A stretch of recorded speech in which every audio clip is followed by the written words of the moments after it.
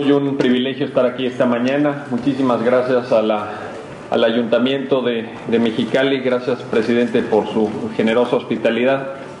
Yo quisiera, estoy muy contento de estar aquí en Baja California.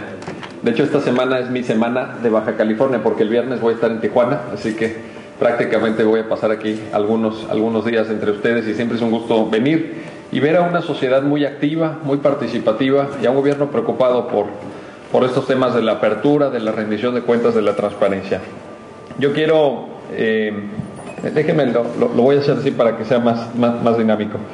Yo quiero contarles una historia o compartir una reflexión, mejor dicho, con ustedes, que incide en lo positivo que hemos visto estos años en materia de transparencia, pero que también tenga la capacidad para poner en advertencia cuáles son los riesgos, cuáles son los desafíos, qué es lo que viene. Ya se mencionó efectivamente que hay una iniciativa muy importante, la voy a comentar enseguida, pero contar una historia que no sea una historia tampoco, digamos, todo color de rosa, por decirlo así, sino que es una historia matizada. Como siempre en política y como siempre en el desarrollo de los países, pues hay buenas noticias y hay no tan buenas noticias. Vamos a ver cuáles son unas, cuáles son las otras. En primer término, quizá poner esto en contexto. Hoy parece que ya es como un tanto natural, es como hasta obvio que hablemos de transparencia, que hablemos de derecho de acceso a la información, que hablemos de rendición de cuentas.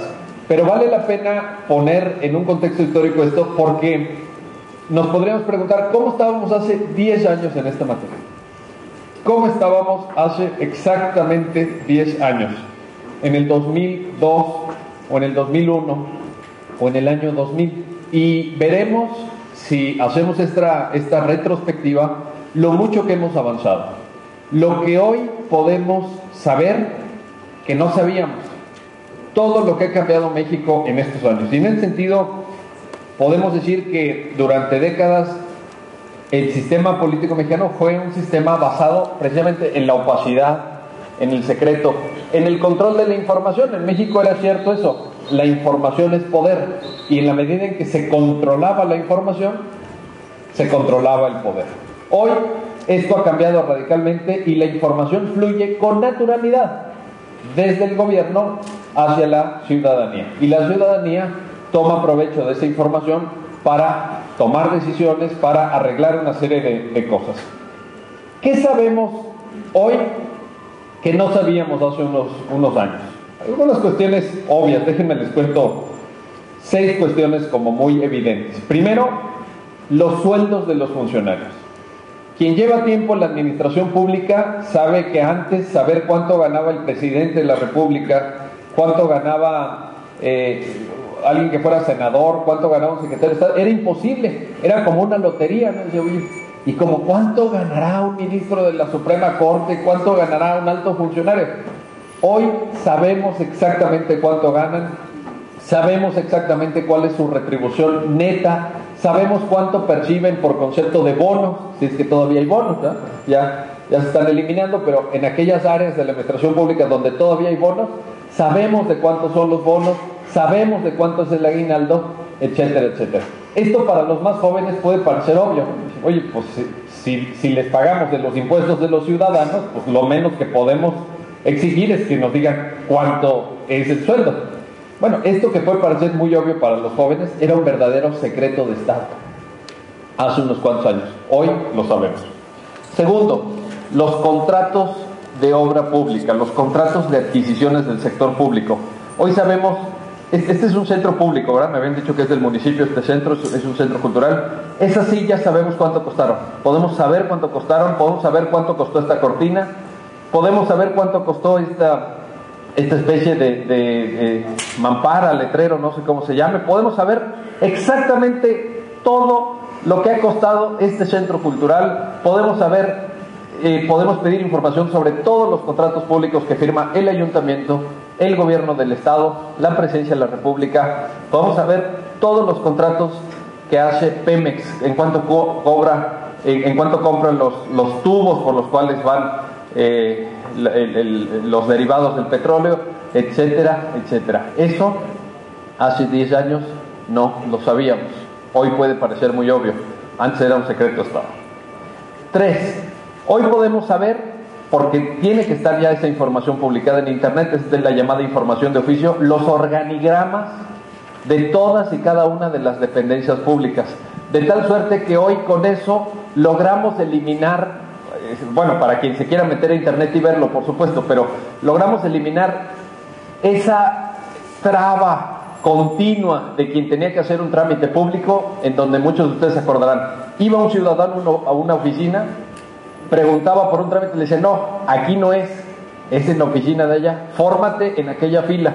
Iba y se formaba en aquella fila, pasaba una hora, llegaba con el encargado de la ventanilla, no, aquí no es, mira, la dependencia competente es la de allá enfrente.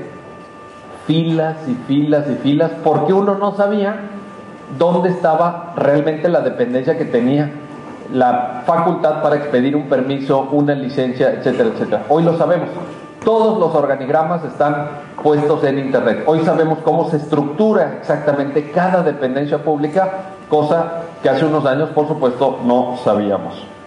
4, insisto, y esto es ejemplificativo nada más. Este es un ejemplo que en el DF nos perturba mucho, nos afecta mucho, seguramente en Baja California no, pero un ejemplo del poder de la transparencia, de la importancia de las leyes de acceso a la información. Hoy podemos saber con toda precisión cómo están los planes de desarrollo urbano y particularmente un gran foco de corrupción. Insisto, estoy hablando del DF, no voy a hablar de la realidad de Baja California porque no la conozco.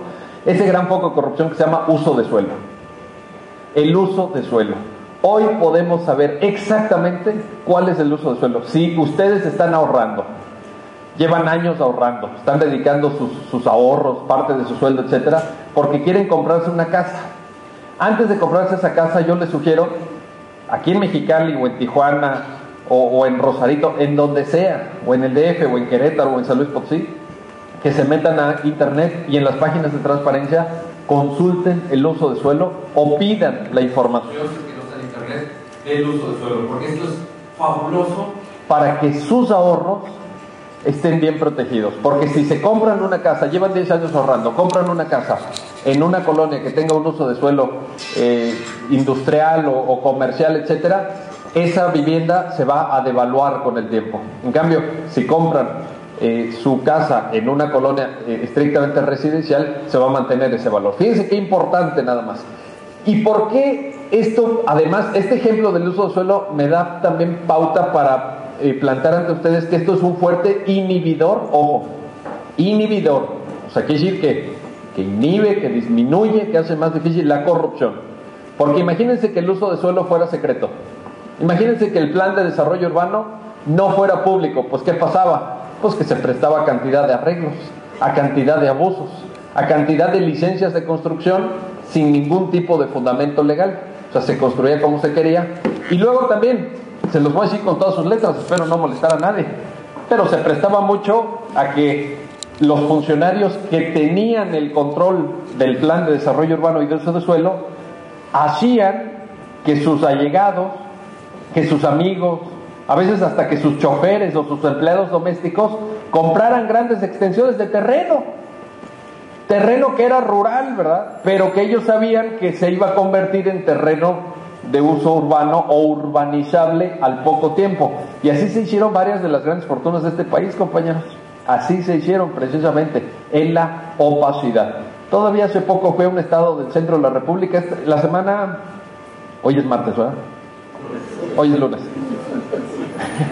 La semana pasada, sí, es que ayer con el cambio horario y todo, la semana pasada estuve en un estado del centro de la República y había habido un rollo ahí con el gobernador que ya salió, corría el run, ya saben cómo es, ¿no? Radio Pasillo, esto de chisme siempre pasa. Corría el run de que había comprado grandes extensiones de terreno cerca del aeropuerto, de la capital de ese estado. Grandes extensiones de terreno compró el gobernador cerca del aeropuerto. Y a mí sí, cuando me lo platicaban, porque voy mucho a esa entidad federativa, cuando me lo platicaban yo no me lo creía, porque decía, ¿qué sentido tiene? Pues el aeropuerto ya está, el aeropuerto ya existe, entonces realmente no le veo sentido a comprar mucho terreno. Bueno, pues ahora que fui este lunes me dijeron que estaban construyendo la nueva planta de producción de coches de una gran compañía automovilística transnacional ahí. 2,000 millones de dólares de inversión. En cuanto de haber comprado los terrenos, pues ya se imaginan ustedes. O sea, eso es visión, ¿sí o no? Eso es visión. Eso es talento para invertir, ¿sí o no? Claro, este cuate lo compró hace 5 años cuando era pura montaña ahí, puro cerro, y ahorita llega una inversión internacional de 2,000 millones de dólares y dice, ahora sí voy a construir aquí la ampliación de la planta para fabricar carros. Bueno, entonces, realmente vean cómo esto puede ser un inhibidor precisamente para la corrupción. En materia de uso de suelo es muy, muy relevante lo que hemos podido hacer gracias a las leyes de transparencia, gracias al avance del derecho a acceso a la información. Quinto ejemplo, el uso de los bienes públicos. México fue, esto lo dijo Gabriel Said, México, bueno, y en alguna medida sigue siendo un sistema político fuertemente patrimonialista, en donde hay funcionarios que creen que los bienes públicos son suyos, pero suyos de su propiedad, y los usan como si fueran bienes de su casa. Y esto se ha inhibido gracias precisamente a las leyes de transparencia. Nos hemos enterado de cosas que antes no nos enterábamos. Y si quieren ustedes, hasta de cosas absurdas, hasta de cosas nimias, hasta de cosas banales. Las toallas de 4,000 pesos de Los Pinos, ¿se acuerdan? Sí. ¿Eso por qué lo supimos? Porque hay un sistema que se llama Compranet y tuvieron que hacerlo público. ¿Nos hubiéramos enterado hace 20 años? ¿Cuánto costaban las toallas del suite? No sabemos. A lo mejor dicen, bueno, ¿y qué más da si cuesta 4,000 pesos o cuestan 8,000 pesos? Bueno, ¿qué más da? A mí no me importa, siempre y cuando lo paguen con dinero de su bolsa. Cuando lo pagan con dinero de mi bolsa, sí me interesa saber si cuestan 4 o si cuestan 8 o si cuestan 1,500 pesos. Porque ese es dinero con el cual yo estoy contribuyendo. Hemos podido saber, por ejemplo, de un gobernador en un estado también del centro de la República, que no es el mismo de este del aeropuerto, otro, que a lo largo de su sexenio fue como unas 90 veces en el avión del gobierno a Houston, ¿no? De la entidad federativa a Houston 90 veces. Y entonces se enteraron los de la prensa y le dijeron, oiga, gobernador, pues ¿por qué tantos viajes a Houston? Y como no sabían qué decir, dijo, no, es que era para reparar el avión. Bueno, 90 veces para reparar el avión, pues qué malo salió, ¿verdad? Qué chafita salió el avión. Lo cierto es que el siguiente gobierno ya moderó el uso de ese bien público, porque es un bien del ciudadano, no es un bien que sea propiedad de los gobernantes. No lo pueden usar para irse de fin de semana, porque claro, coincidía no solamente que estaba la fábrica en donde reparaban el avión, sino que el gobernador y su familia tenían departamentos en Houston, ¿verdad? Y siempre los vuelos eran de fin de semana para arreglar el avión. Fíjense ustedes qué casualidad. Entonces, gracias a las leyes de transparencia nos pudimos enterar de eso. Y sexto y último ejemplo, un ejemplo que, bueno, yo supongo que la mayoría de aquí no son abogados, a lo mejor no les interesa tanto, pero yo que soy abogado me interesa mucho y que soy profesor me interesa el doble. Hemos podido conocer y tener acceso a sentencias y debates judiciales gracias a las leyes de transparencia. Y esto, por ejemplo, insisto, para quien es profesor de derecho es muy importante, porque antes uno le enseñaba cada materia a los alumnos, pues ahora sí que un tanto teórica, ¿verdad? Aquí están los códigos, aquí está la doctrina, los grandes libros, etcétera. Pero ahora yo, por ejemplo, doy clases con puras sentencias. Y ahora les digo, a ver, lean esta sentencia que acaba de salir, vayan a internet y busquen esta discusión, etcétera. Todo eso para los abogados ha sido un avance impresionante. Les pongo un caso. Cada día que sesiona el pleno de nuestra Suprema Corte de Justicia de la Nación, cada día, la sesión termina a las 2 de la tarde aproximadamente, 2:15. A las 6 de la tarde de ese mismo día está en la página de internet de la Corte la transcripción completa de lo que dijo cada uno de los ministros en la sesión. La versión taquigráfica de cada sesión la puede uno ver ese mismo día. Con lo cual, si no tiene uno tiempo de ver el canal judicial en la mañana, a las 6 de la tarde tienes la transcripción y puedes exactamente ver cuáles fueron los argumentos que dio el ministro tal, la ministra fulana, el ministro perengano, etcétera, etcétera. Y esto es, insisto, para quienes nos dedicamos al derecho, es un avance fabuloso. Hoy tenemos, hace 10 años no teníamos, 33 leyes de acceso a la información pública gubernamental. Tenemos varias leyes, cerca de 10 leyes de protección de datos personales, que es el reverso de la medalla, esto es muy importante. La otra cara del acceso a la información es la protección de datos personales, porque, como dijo alguna vez el gran filósofo italiano Norberto Bobbio, en democracia